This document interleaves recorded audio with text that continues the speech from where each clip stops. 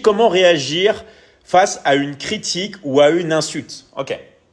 Il faut faire ce que j'appelle la théorie du fantôme et du soleil. D'accord? C'est-à-dire que quand tu as une critique, une insulte, tu es un fantôme, ça te passe à travers, donc tu es dans l'indifférence la plus totale, mais en même temps, tu continues d'être un soleil, tu continues de projeter de l'énergie positive.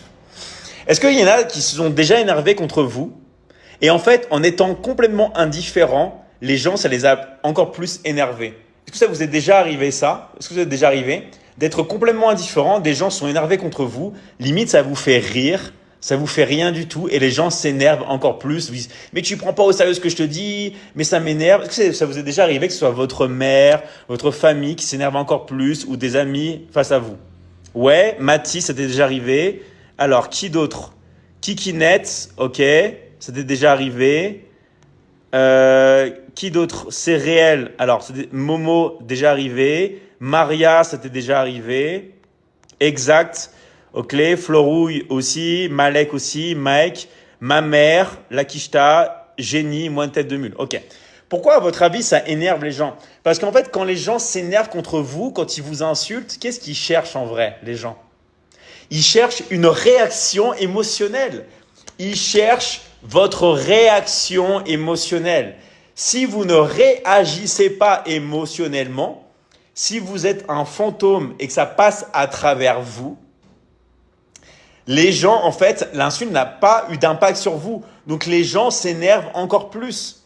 Parce qu'en fait, ça n'a pas eu d'impact émotionnel. En fait, quand on fait une insulte, les gens, ils projettent leur mal-être contre vous. Donc si en plus vous êtes indifférent, vous avez gagné.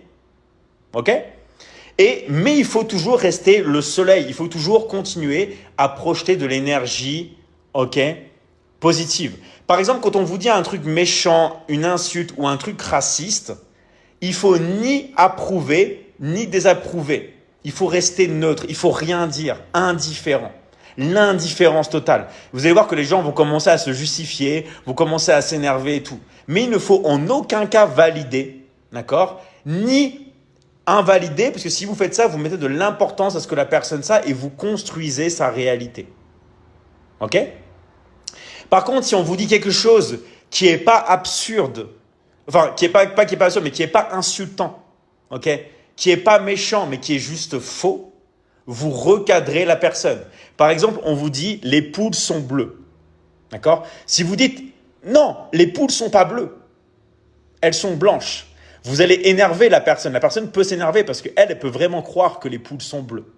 Alors que si vous dites les poules sont bleues, elle vous dit oui, vous dites les poules sont bleues.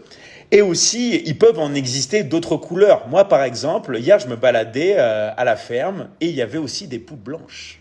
Okay? Mais vous prenez, vous accompagnez et vous recadrez la personne. Mais vous ne recadrez pas une insulte. Okay? Parce que la personne, elle attend que ça. Elle attend votre réaction émotionnelle.